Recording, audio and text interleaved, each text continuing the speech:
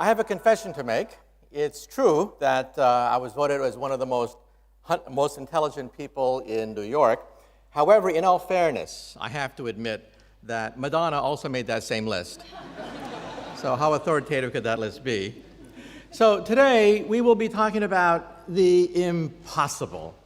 When you talk to a doctor and you say that a disease is incurable, it's a challenge. When you talk to a physicist and you say something is impossible, like invisibility, force fields, time machines, warp drive, that's a challenge. So we are going to talk about the future. It's always dangerous to predict the future. I quote from that great philosopher of the Western world, the great baseball player Yogi Berra. He once said, quote, "Prediction is awfully hard to do, especially if it's about the future." But I'm a physicist. We invented the laser. We invented the transistor. We created the internet. We wrote the World Wide Web. We created X-rays, television, radio, microwaves, MRI. Almost all the wonders you see around you were invented by a physicist. However, sometimes our predictions don't come true. When we helped to invent the internet, one physicist made a prediction that his brainchild would become a forum of high culture, high art, and high society. Well, today we know that 5% of the internet is pornography. But that's because teenage boys log on to the internet. Just wait till the grandmas and grandpas log on to the internet. Then 50% of the internet will be pornography. So before I begin a discussion of the fantastic world of Harry Potter, the world of Star Trek, the world of the Terminator, the world of the X-Men, let me begin with a cautionary story about the impossible. Over 200 years ago, we had the Great French Revolution. And one day, there were three gentlemen about to lose their head to the guillotine. There was a priest, there was a barrister, and a theoretical physicist, just like me, about to have our heads chopped off. Well, they put the priest's head on the chopping block, and they asked him, "Do you have any last words before we cut your head off?" And he said, "Yes." He said, God from above shall set me free." Well, the mob said, "Impossible, impossible." They've seen hundreds of heads fall off. Nowhere did the hand of God stop the blade. Well, all eyes were on the blade. The blade rose, the blade fell, and swoosh, and it stopped right before it hit the neck of the priest. Well, the mob had never seen this before. So the mob said, "The impossible has happened. By the grace of God, let the priest go." And now let's see about the barrister. Yes, they put his head on the chopping block. And they asked him, "Do you have any last words?" And he said, "Maybe the spirit of justice. Justice shall set me free." "Impossible," said the mob. Well, they raised the blade. It came down, swoosh, and it stopped right before it hit the neck of the barrister.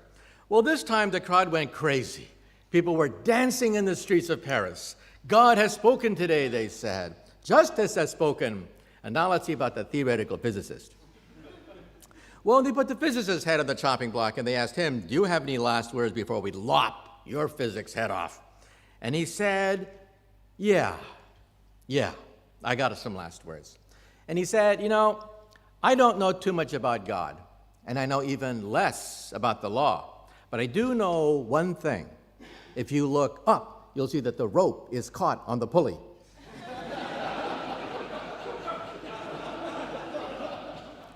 And then he said, if you remove the rope, the blade should come down real good. Big mistake. Big mistake. The rope came down, the blade came down, and the poor physicist's head came down. And the moral of the story is sometimes we physicists have to know when to keep our mouths shut. Nonetheless, let us take a look at the history of the impossible.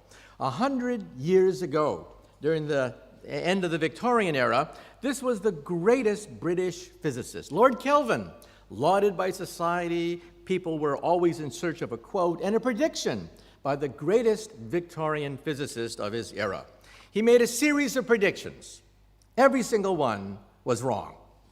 He said, airplanes, bah, humbug, heavier than aircraft, he said, violate the laws of aerodynamics. X-rays, ha, he said. X-rays are obviously a hoax. There's no such thing as X-rays. Radio, yes, radio exists, but it has no use. no possible use for radio, maybe to communicate to ocean liners, but other than that, no use for radio, and the Earth was impossibly young, only a few million years old.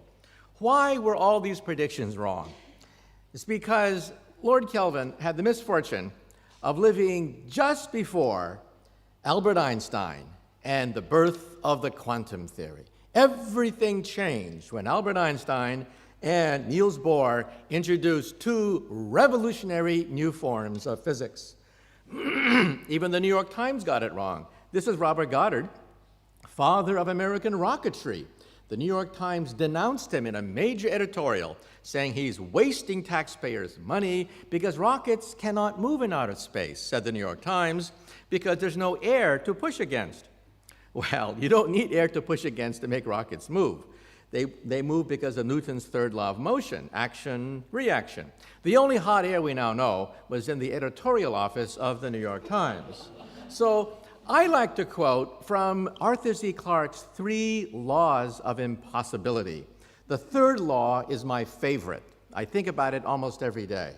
The third law of impossibility says, quote, any sufficiently advanced technology is indistinguishable from magic. So that's what we're going to talk about today. We're going to talk about magic, things that come from mythology, science fiction, and are now entering the laws of physics. First of all, when you see Star Trek, or you see the Terminator, or you see Angels and Demons talking about antimatter bombs, realize that most of what you see on this silver screen is possible. These are called Class 1 impossibilities, I say. Possible in the coming years, decades, maybe 100 years at the outset.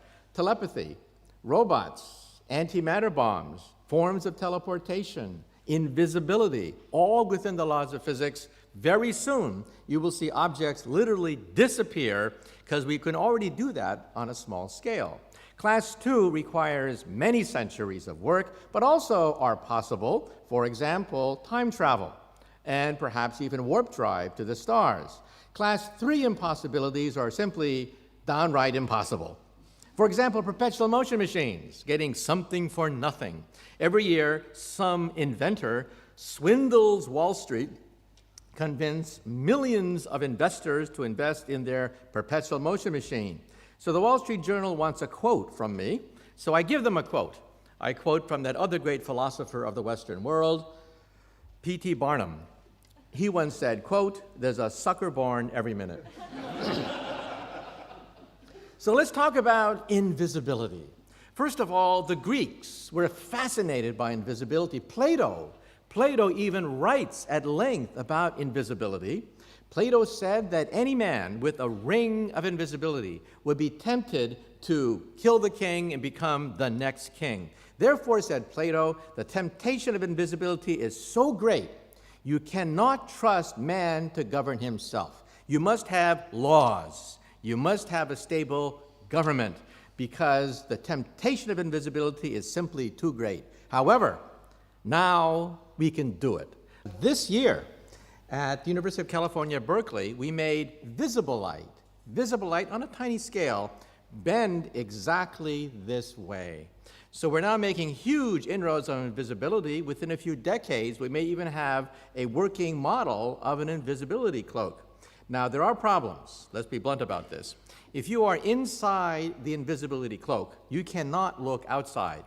You have to drill 2 holes. So from the outside, you see Harry Potter's 2 eyeballs floating in midair. So there are some problems that still have to be solved, but the basic principle of invisibility has been demonstrated. Many of my friends now are jumping into this game. It's one of the hottest fields now in physics. So we went from Greek mythology to fact. And this is how it's done. These are new materials called metamaterials, and this is what they do. You know that if you put a boulder in a river, water wraps around the boulder, reforms at the other end, so downstream, you're not aware that there's a boulder upstream. That's how it works. Light, we once said, cannot do this until recently. At Imperial College here in London and Duke University, they did it. So this is now done. We now have to enlarge it to a small microscopic scale to a large scale, but that's a technical engineering problem. Now let's go to something called teleportation. Wouldn't it be great to simply zap your molecules across the room? Well, believe it or not, we actually have teleported individual atoms and photons using this device. The world's record is 600 meters right across the Danube River. That's how far we have teleported a particle of light called a photon. So every time I watch Star Trek, I smile when Captain Kirk says, "Fire the photon torpedoes." A photon torpedo is a flashlight. So teleportation of atoms, cesium, rubidium, and ytterbium, have been done. So maybe in a few years, the first molecule will be teleported, but then you begin to wonder, well, what about organic matter? What about a gene, a virus, a cell? That may take longer. A human will take, of course, even longer than that to teleport a human, but these are engineering problems. But it raises a question. You have to die in order to be teleported. So you see Captain Kirk dissolve, and there's a new Captain Kirk over there who insists that he's the real Captain Kirk. So you begin to wonder, what happened to the soul? If you just died and went to heaven, then who's that person over there if he has all your memories and all your personality quirks? It makes you wonder. Now let's say a few things about Death Stars. People like the movie Star Wars, but the critics said, a laser beam that can blow up a planet? Give me a break. Actually, it is possible to do this. I know this because I was once offered a job designing hydrogen warheads. Let me explain. When I was a child, I was fascinated by the laws of physics. I saw the old Flash Gordon series on television, and I was hooked. Starships, ray guns, aliens from space, that's for me. So when I was around 17 years of age, I decided to be part of this great revolution. I went to my mom, and I said, "Mom, can I have permission to build an atom smasher in the garage?" A 2.3 million electron volt Betatron electron accelerator, to be precise. My mom stared at me and said, "Sure, why not? And don't forget to take out the garbage." Well, I went to Westinghouse. I got 400 pounds of transformer steel, 22 miles of copper wire, and we wound it on the football field, 22 miles of copper wire. The magnetic field was 10,000 Gauss. That is enough to pull the fillings out of your teeth if you got too close to my machine. Finally, it was ready. It consumed 6 kilowatts of power, enough to kill you. I closed my eyes, I plugged my ears, I plugged it in. I heard this crackling sound as 6 kilowatts of power emerged from my capacitor bank. And then I heard this pop, pop, pop, pop, pop sound as I blew out every single fuse in the house. The whole house was plunged in darkness. And my poor mom, you know, she had a hard life. She comes home from work, the lights flicker and die, and she says, "Okay, where's the fuse box?" And I imagined her saying, "Why couldn't I have a son who plays football? Maybe if I buy him a basketball. And why can't he find a nice Japanese girlfriend? I mean, what's wrong with him? He builds these things." Well, because of that, I earned the attention of Edward Teller, the father of the hydrogen bomb. He actually got me a scholarship to Harvard to finance my budding career, and he offered me a job designing hydrogen warheads. I said no. However, one thing I learned is that there's no limit to the amount of energy you can put on a beam, including naturally occurring Death Stars. This is a gamma ray burster. It is the largest source of energy in the universe. It could fry beams, along these beams of the North Pole and the South Pole, it can fry a solar system from thousands of light years. Well, believe it or not, one of them is pointed right at us. The North Pole of WR104, shown right here, is pointed right at us. We're staring at the gun barrel of a gamma ray burster about to take place. This is what the Hubble Space Telescope tells us about WR104, pointed at us. You're staring down the gun barrel of a potentially unstable star. It will supernova, release a burst of energy. It is 8,000 light years away, meaning that 8,000 years ago, maybe it already blew up. And you're doing your laundry tomorrow, you look up in the sky, and the sky's on fire. Well, could that happen? The answer is yes, but most astronomers, I think, believe it'll be a dud. We know very little about gamma ray bursters. All we know is that here's one pointed our way. We're monitoring it very carefully, but again, most astronomers think that it may be a dud, in which case the energy won't reach us 8,000 light years away. Now let's just say a few things about telepathy.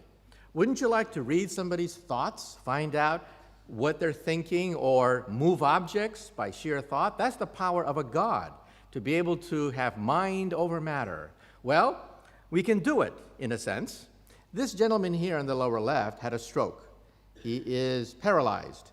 On the lower left, you see an electrode, a red electrode, that is placed in the dead part of his brain, hooked up via an electrode to a laptop.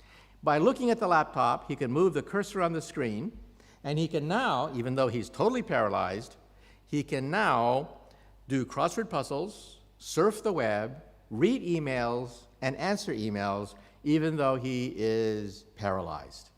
In the future, that thing on top of his brain will be reduced to microscopic scale, and in the future, even normal people may be able to surf the web just by thinking about it, by having an electrode attached directly to the brain. And not only that, but we can even read thoughts to a degree. When you tell the truth, a part of your brain lights up. However, when you tell a lie, whoa, when you tell a lie, first you have to know the lie, you have to know the truth, you have to know the cover-up, you have to know the consequences of the cover-up, and the consistency of the cover-up with all the other lies you've been telling all these years. That takes a lot of energy. Your brain lights up like a Christmas tree. So with 95% accuracy, we can now tell whether you're lying or not. Also, if you take a look at the upper right, we can identify the patterns of what you're looking at. A cat, a dog, a house. They register certain patterns. So a dictionary of thought is something that we are now creating. It only has about 20, 30 words in it right now. Eventually, this dictionary of thought may have hundreds, thousands of words. And computer technology is so great now that this, we think, is the future of the internet. This is how you will surf the web via your contact lenses. In your contact lenses, you will have full-blown internet capability. You'll be able to download any video, teleconference at work. This is the future of your home office and the future of your home entertainment center. This chip will also recognize people's faces. So next time you bump into somebody at a conference like this, and you say to yourself, I know this person. Who is this person? Jim, John, Jake, who is this person? In the future, your contact lenses will say, it's Jim, stupid, remember? You saw him last year at the last conference. You want to see his entire biography? Or if you're looking for a job and you're at a cocktail party and you don't know who to talk to, in the future, you'll know exactly who to suck up to at any cocktail party. Plus the fact that these things are so small, we can actually put them in aspirin pills now. Believe it or not, an aspirin pill with the power of a PC with a TV camera inside. I actually have a photograph of this. You swallow it, it photographs all your insides and diagnoses any illnesses you may have. This gives new meaning for the expression, Intel inside. Also, these things are now being placed in toys, making them intelligent, thus creating a contradiction in terms for the English language, a problem for the English language called smart Barbie dolls. Another contradiction in terms is Microsoft works. That is also a contradiction in terms. Moving on, because I want to wind up, even starships, we physicists believe might be possible. Here is a solar sail, one of the devices which may take us to a nearby star, a gigantic sail that unfurls. And this is from the movie 2001. How many people here have seen the movie 2001? Raise your hand. How many people have understood that movie? Raise your hand. Well, let me tell you what 2001 is all about. It turns out that there are so many planets in the galaxy that it's silly for Captain Kirk to visit each one. How does a virus colonize your body? A virus colonizes your body by landing on a cell, hijacking the cell, making copies of itself, thousands of copies. They land on other cells, make thousands more, so it exponentially explodes the number of viruses, and in 2 weeks, you're sneezing and coughing. That probe is a virus. It lands on a moon, multiplies on the moon, and then these land on other moons to create more viruses, and exponentially explodes. Believe it or not, this is the most efficient way to colonize the galaxy, which means that on our moon, perhaps there is a leftover probe from a passing Type 3 civilization that perhaps is just waiting for us to make contact. Now, my friends also search for intelligent life in outer space. They actively look for intelligent life in outer space, and they tell me the following. Well, first of all, how come they don't visit us? Well, realize that the Earth radiates radio. We radiate television. There is a sphere surrounding the Earth. It is 50 light years in radius, expanding at the speed of television, containing the finest of our cultural TV archives, the noblest achievements of the human creative spirit, like I Love Lucy, and now joined by the immortal classics Beavis and Butthead Part 2, and Dumb and Dumber Part 2, and any star within 50 light years of the Earth will pick up our cultural emissions, and they'll be convinced there is no intelligent life on the Earth. So let me now wind up. A few years ago, I had the rare pleasure of speaking at the Einstein Centennial. Einstein, of course, talked about the potential of time travel. He investigated antimatter, stuff that we see in the science fiction movies. But when Einstein was an old man, he was tired of giving the same talk over and over again. So one day his chauffeur came up to him and he said, "Professor, I've heard your talk so many times, I've memorized it. I'm a part-time actor. So why don't we switch places? I will put on a mustache and a wig. I will be the great Einstein, and you can be my chauffeur and take a rest." Well, Einstein loved that idea, taking a rest, so they switched places. And so the chauffeur gave many, many brilliant talks that he memorized. But one day, in the back, a mathematician asked a very difficult question. And Einstein thought, oh, the game is up. But then the chauffeur said, "That question is so elementary that even my chauffeur here will answer it for you." Thank you very much. It's been a great audience, and we'll take questions.